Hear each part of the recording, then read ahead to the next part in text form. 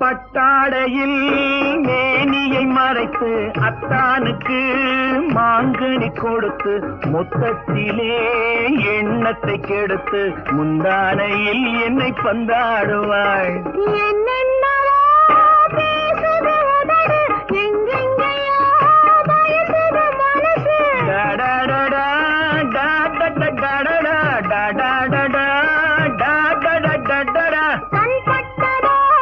கைப்பட்டதோ கண்ணம் இரண்டும் புண்பட்டதோ உந்தன் மாமனுக்கு ஒரு பெண் இருந்தார் இந்த மாதிரி